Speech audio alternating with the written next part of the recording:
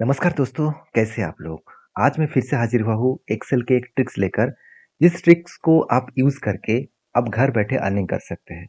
देखिए, मैं जब भी आपको ये बताता हूँ कि घर बैठे अर्निंग कर सकते हैं, तो इसका मतलब ये नहीं कि आप आज से काम स्टार्ट करेंगे, कल से आपका अर्निंग स्टार्ट हो जाएगा। इसके लिए आपको एक्सेल को बारीकी से डिटेल्स में सीखना होगा। Basic to advance level Excel को सीखना होगा, तभी आप सारे काम कर पाएँगे। और मेरे इस 1 साल के जितने सारे वीडियोज़ हैं, अगर आप सारे वीडियोज़ को ध्यान से देखेंगे, तो आपको बहुत सारे ट्रिक्स मिलेगा, जिस ट्रिक्स के माध्यम से सिर्फ़ आप ऑनलाइन से नहीं, किसी भी कॉर्पोरेट जगह पे जाकर, किसी भी कंपनी में जाकर डेटा एनालिसिस एक्सेल के ऊपर आप काम कर सकते हैं। तो आज मैं उसी तरीके से एक डेटा दिखाऊँगा, जो कस्टमर पॉइंट ऑफ बेसिस में डेटा दिया जाता है और उस डेटा को आपको क्लीन करके कुछ इस तरीके से करके देना है। मतलब डेटा में एक ही सेल के अंदर सारे डेटा अवेलेबल है। इसी डेटा को आपको क्लीन करना पड़ेगा। देखिए, इस डेटा को मैं अब आज 2 तरीका सिखाऊँगा। मैं 2 तरीके इसीलिए सिखाऊँगा क्योंकि जिसके पास लोअर वर्ज़न एक्सेल है, वो कैसे करेंगे और जिसके पास अपर वर्ज़न एक्सेल है, वो कैसे करेंगे, वो भी बताऊँगा। उसके साथ-साथ मैं ये भी बताऊँगा कि अगर आपके पास एक्सेल का वर्ज़न है ही नहीं, आप मोबाइल से भी इस काम को कर सकते हैं और वो भी ऑनलाइन प्लेटफॉर्म में और ऑनलाइन एक्सेल 365 को यूज़ करके। तो कैसे करेंगे पूरा डिटेल्स में वीडियो को देखिए, तभी आपको पता चलेगा। और हाँ, जो लोग सोच रहे हैं कि इस तरीके से काम कहाँ से मिलेगा ऑनलाइन से, उसके लिए बता दूँ, आप देखिए अपवर्क्स.com, peoplepower.com, टीचर्सऑन.com, लिंक्डइन.com, इस तरीके से fiverr.com, इस तरीके से प्लेटफॉर्म में आपको काम मिलेगा। जैसे देखिए, ये है peoplepower.com, पर घंटे में आपको चार्जेस देते हैं $20, $10, उसके बाद $15, $45, इस तरीके से काम करके लोग अर्निंग कर रहे हैं। और अगर आप fiverr.com प्लेटफॉर्म में जाए तो बहुत सारे लोग इस तरीके से प्लेटफॉर्म में काम कर रहे हैं। जैसे देखिए, एक मैडम है जो पाकिस्तान से बिलोंग कर रहे हैं, जिसने 4.9 स्टार रेटिंग लेकर रखा और 92 ऑर्डर्स को कंप्लीट किया। इनका मिनिमम चार्जेस है 1390 रुपीज़ के आसपास, प्रीमियम चार्जेस है करीबन 13,885 रुपीज़ के आसपास। तो यही लोग अर्निंग कर रहे हैं ऑनलाइन से, तो अगर आपको भी अर्निंग करना है ऑनलाइन से, तो आपको भी एक्सेल को डीपली सीखना होगा। इस वीडियो को पूरा देखिए, कुछ नया सीखने को मिलेगा, कुछ नया जानने को मिलेगा। मैं दावे के साथ बोल सकता हूँ, जो ट्रिक्स मैं डिटेल्स में आपके साथ एक्सेल को शेयर करता हूँ, वो यूट्यूब में बहुत कम वीडियो में देखने को मिलेगा। तो चलो, अभी मेन मुद्दे पे चले जाते हैं एक्सेल के डेटा के ऊपर। तो इस डेटा को क्लीन करने का जो सिंपल तरीका है, जो जिसके पास लोअर वर्जन है, लोअर मतलब 2013 वर्जन है, तो वो कैसे करेंगे? देखिए, 2013 के नीचे अगर वर्जन है तो आप ऑफलाइन में इस काम को कर नहीं पाएंगे, आसान से कर नहीं पाएंगे, क्योंकि देखिए, जो लोग सोच रहे हैं कि इसको सिलेक्ट करूंगा, उसके बाद डेटा में जाऊंगा, टेक्स्ट टू कॉलम करूंगा, ऐसे होगा नहीं। क्यों? क्योंकि देखिए, इस टेक्स्ट के अंदर किसी बीच में स्पेस है, बीच में स्पेस के साथ साथ यहाँ पे आप देखेंगे तो यहाँ पे एक अंडरस्कोर भी है, उसके साथ साथ यहाँ पे हाइफन है, उसके बाद स्लैश है, हाइफन है, तो बहुत अलग अलग कैटेगरीज दिया गया है सेपरेट करने के लिए। तो सेपरेट कैसे होगा? देखिए, सबसे पहले मैं क्या करूँगा, इसका तरीका क्या है, सबसे पहले जो ऑर्डर्स आईडी है उसको कॉपी करके यहाँ पे पेस्ट कर देना, जस्ट एंटर करना। और यहाँ पे देखिए, आपको जाना है डेटा टैब में, उसके बाद है फ्लैश फिल। तो फ्लैश फिल का यूज़ करना, तो ऑटोमेटिक डेटा यहाँ पे सेपरेट हो जाएगा। उसी तरीके आपको नाम को भी लेना है। ना फर्स्ट नेम को मैं कॉपी कर लिया और यहाँ पे पेस्ट कर दिया और एंटर किया और जस्ट कंट्रोल ई पेस्ट किया। शॉर्टकट मतलब फ्लैश फिल का शॉर्टकट है कंट्रोल ई। उसके बाद देखिए, मैं यहाँ पे जो यहाँ पे देख सकते हैं जो प्रोडक्ट्स है, उस प्रोडक्ट को मैं यहाँ पे क्या करूँगा, कॉपी कर लूँगा। तो कॉपी करने के बाद यहाँ पे मुझे पेस्ट करना है और एंटर करना है और कंट्रोल ई करना है। तो देखिए, सारे प्रोडक्ट नेम आप सामने आ जाएगा। देखिए, एक बार आप बैक टेस्टिंग जरूर कर लेना, क्योंकि किसी डेटा के अंदर गलत कुछ आ गया कि नहीं आ गया, वो आपको देखना है। उसके बाद आपको यहाँ पे नंबर्स को कॉपी करना है, इस नंबर्स को आपको सिलेक्ट करके पेस्ट करना है, कंट्रोल ई करना है, तो सारे नंबर्स यहाँ पे आ जाएगा। तो देखिए, जब भी आप किसी डेटा को पेस्ट करके एंटर करके कंट्रोल ई करते हैं, कुछ इस तरीके से इंफॉर्मेशन आते हैं, तो आपको एक काम करना है। उसके बाद नेक्स्ट जो डेटा है, उसको भी एक बार कॉपी कर लेना है, क्योंकि एक डेटा से शायद वो समझ नहीं पाए।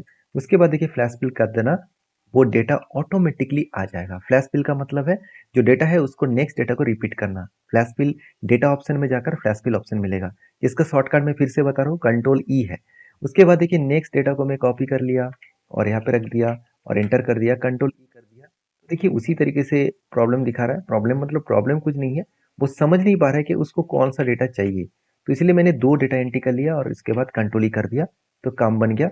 उसके बाद देखिए, कैंसिलेशन कैंसिल्ड पेंडिंग, इस तरीके से डेटा को मैंने पेस्ट किया कंट्रोल ई कर दिया, यहाँ पे भी हो नहीं रहा। तो इसके लिए मुझे दो डेटा को कॉपी करना है, उसके बाद कंट्रोल ई करना है। लास्ट में कौन सा स्टेट से है उसको मुझे पेस्ट करना है। मैं दो डेटा को कॉपी कर लेता हूँ, कंट्रोल सी से कॉपी किया, कंट्रोल वी से पेस्ट किया। अभी कंट्रोल ई कर दूंगा तो पूरा डेटा देखिए ऑटोमेटिक आ जाएगा। देखिए मेरा काम तो बन गया। तो ये एक तरीका है, इस तरीका में पूरा का पूरा डेटा को मैं सिलेक्ट कर लूंगा, कॉपी करके न्यू सीट में जाकर क्या करूंगा, पेस्ट कर दूंगा। उसके बाद यहाँ पे हेडिंग्स वगैरह लगा दूंगा। तो हेडिंग्स लगाने के लिए कंट्रोल प्लस करना है, और उसके बाद देखिए यहाँ पे जो हेडिंग्स था उसी हेडिंग्स को मैं यहाँ पे कॉपी कर लूंगा, जो मैंने पहले ही करके रखा हूँ, तो पेस्ट कर दूंगा तो काम बन जाएगा। तो मेरा जो काम था वो तो कंप्लीट हो चुके हैं। आप यहाँ पे देख सकते हैं सारे डेटा यहाँ पे क्लियर हो चुके हैं। ठीक है, सारे डेटा यहाँ पे क्लियर हो चुके हैं। मैं फिर से एक बार बैक टेस्टिंग करके देख लेता हूँ। हाँ, पूरा डेटा, सॉरी एक डेटा गलत हो गया, एक डेटा मैंने किया नहीं है। ये डेटा मुझे करना चाहिए था, वो डेटा मैंने यहाँ पे किया नहीं है, तो थोड़ा सा गलत हो गया, कोई बात नहीं। तो मैं प्रोसीड्यूर आपको समझा चुका हूँ किस तरीके से कॉपी करके पेस्ट करके आप कंट्रोल ई को यूज कर सकते हैं। अभी मैं दूसरा तरीका आपको बताऊंगा। दूसरा तरीका क्या है, ये सारे डेटा, ये जो सारे डेटा है ना, 950 से भी ज्यादा डेटा है, इस डेटा को आपको कॉपी करना है। आपको जाना है गूगल, मतलब गूगल में, और उसके बाद गूगल ऑफिस 365 आपको ओपन करना है। ऑफिस 365 फ्री ऑफ अवेलेबल है, आपको सिर्फ यहाँ पे ईमेल एड्रेस से रजिस्टर करना है, और उसके बाद इस साइड में आके जाना, मतलब आपको आ जाना है। उसके बाद कंट्रोल वी से पेस्ट कर दूंगा, क्योंकि जो डेटा मैंने कॉपी किया वही डेटा यहाँ पे पेस्ट हो जाएगा। आप इसको ड्रैग कर सकते हैं, ड्रैग करने से होगा क्या, पूरा डेटा एक सेल में आ जाएगा। अभी देखिए काम बन गया, एक सेल के अंदर है। इसको मुझे सेपरेट करना है, तो मैं देखिए क्या करूंगा, मैं थोड़ा सा जूम करके आपको दिखा रहा हूँ क्योंकि आपको समझ में आ जाएगा तभी फॉर्मूला में क्या यूज कर रहा हूँ। यहाँ पे एक फॉर्मूला यूज करना है, सिंपल फॉर्मूला है, जिसके बाद ऑफिस 16 17 है, 19 है, 2024 है, तो वो उसी जगह पे इस फॉर्मूला को यूज कर सकते हैं। उसका नाम है टेक्स्ट स्प्लिट। तो टेक्स्ट स्प्लिट को सिलेक्ट करना, फर्स्ट ब्रैकेट ओपन करना, उसके बाद इस डेटा को सिलेक्ट करना है। इस डेटा को सिलेक्ट करने के बाद आपको कॉमा देना है। उसके बाद आपको यहाँ पे एक करली ब्रैकेट ओपन करना है। इस करली ब्रैकेट का मतलब क्या है, इस करली ब्रैकेट के अंदर आप जो जो डेटा देंगे वही डेटा यहाँ पे सेपरेट हो जाएगा। तो देखिए सेपरेट करने के लिए फर्स्ट क्या है, फर्स्ट ऑर्डर आईडी के बाद जो नेम आपको दिया गया है उसके बीच में स्पेस है। तो मैं यहाँ पे इन्वर्टेड कॉमा के अंदर, यहाँ पे इन्वर्टेड कॉमा के अंदर यहाँ पे मैं क्या करूंगा, स्पेस दूंगा। मतलब यहाँ पे क्या होगा, स्पेस, स्पेस देके इन्वर्टेड कॉमा क्लोज कर दूंगा। उसके बाद आपको फिर से क्या करना है, कॉमा देना है, फिर से आपको कॉमा देना है। उसके बाद आपको देखिए यहाँ पे क्या है, क्या मिलेगा, यहाँ पे आपको मिलेगा, देखिए या अंडरस्कोर। तो मैं नेक्स्ट में क्या करूंगा, इन्वर्टेड कॉमा और अंडरस्कोर दे दूंगा, फिर से कॉमा दूंगा, और उसके बाद यहाँ पे देख सकते हैं जो तीसरा तरीका है वो भी आप देख सकते हैं। यहाँ पे क्या है, हाइफेन है। तो मैं यहाँ पे फिर से इन्वर्टेड कॉमा यूज किया, हाइफेन यूज किया, कॉमा दे दिया। उसके बाद फिर से हाइफेन के बाद क्या है, उसके बाद सेपरेट करने के लिए यहाँ पे क्या दिया गया, कॉमा दिया गया। तो कॉमा दिया गया, तो मुझे, सॉरी यहाँ पे हाइफेन नहीं है, हाइफेन तो इसी का पार्ट है, तो यहाँ पे देखकर काम करना पड़ेगा, तो मैं कॉमा दे दूंगा।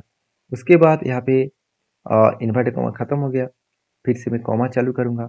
उसके बाद यहाँ पे क्या है, यहाँ पे हाइफेन है, तो इन्वर्टेड कॉमा के अंदर मैं यहाँ पे हाइफेन दे दूंगा, फिर से कॉमा देकर इन्वर्टेड कॉमा के अंदर मैं स्लैश दे दूंगा, नेक्स्ट स्लैश है।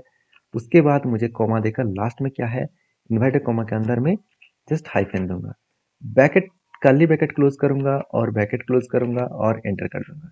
देखिए मेरा काम बन गया। अभी देखिए मेरा डेटा जो है वो सेपरेट हो गया। तो यहाँ पे थोड़ा सा गलती क्या हो गया, यहाँ पे गलती ये हो गया कि यहाँ पे देखिए सुरेश जो रैना है, मतलब वो सुरेश रैना अलग अलग सेल में चला गया।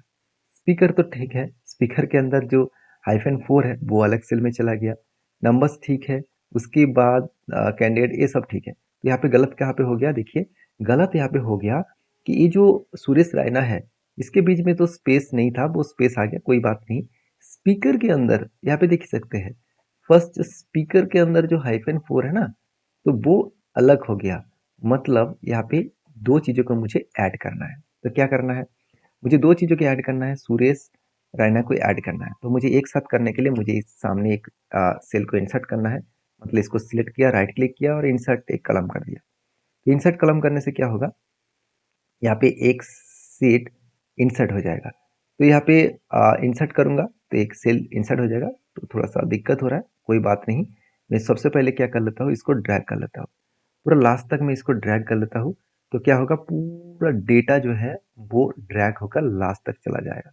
मतलब जो सारे डेटा है वो ऑटोमेटिकली, सारे डेटा ऑटोमेटिकली कॉपी हो जाएगा। देखिए आप सारे डेटा कॉपी हो गया। तो आप टेक्स्ट प्लीट को भी यूज़ कर सकते हैं, आप फ्लैश फिल को भी यूज़ कर सकते हैं। तो मैंने जो मतलब जो काम था फ्लैश फिल का वो तो मैं यहाँ पे कर दिया, और फ्लैश फिल में जो गलती था वो मैं यहाँ पे फिर से इसको एक बार क्लियर कर लेता हूँ। क्योंकि जो नंबर है ना, इस नंबर को मैं कॉपी करके यहाँ पे रखना था, और सेकेंड वाला नंबर मैंने गलत ले लिया, इसको लेना था। तो कॉपी करके यहाँ पे पेस्ट करूंगा और कंट्रोल ई कर दूंगा। अभी जो थर्ड वाला सेक्शन था वो तो ठीक है, इसको मुझे अभी हटाना है। देखिए स्पीकर 4 तक ठीक है, यहाँ तक ठीक है। तो मुझे इस नंबर को हटाना है क्योंकि इसको मुझे ज़रूरत नहीं है। तो ये जो काम है वो काम मैं कंप्लीट कर लिया, और इसको मुझे कॉपी करना है और न्यू शीट में जाकर यहाँ पे क्या करना है, पेस्ट करना है। और उसके बाद जो हेडिंग्स था उस हेडिंग्स को आपको लिखना है, और हेडिंग्स को लिखने के बाद कुछ इस तरीके से आपको फॉर्मेट्स दिखेगा। मतलब इस डेटा को आपको सिलेक्ट करना होगा, और इस डेटा को सिलेक्ट करने के बाद आपको इंसर्ट में जाना है और आपको टेबल में जाना है, जस्ट ओके करना है तो टेबल में कन्वर्ट हो जाएगा। अब इसके बाद कलर दे सकते हैं, आप किसी भी तरीके से कलर चाह रहे हैं तो कलर दे सकते हैं। तो देखिए मेरा जो काम था वो कंप्लीट हो चुके हैं। जो डेटा यहाँ पे मिला था कस्टमर के, उस डेटा को मैंने किस तरीके से क्लीन किया, आपके सामने ही मैंने क्लीन किया, वो आप यहाँ पे देख सकते हैं। वीडियो अच्छा लगे तो लाइक करिए, इस तरीके से अपडेट पाने के लिए चैनल को फॉलो करिए, क्योंकि मेरे इस चैनल के माध्यम से आपको एक्सेल को डीपली सीखने को मिलता है। तो मिलते हैं नेक्स्ट वीडियो में, तब तक के लिए धन्यवाद।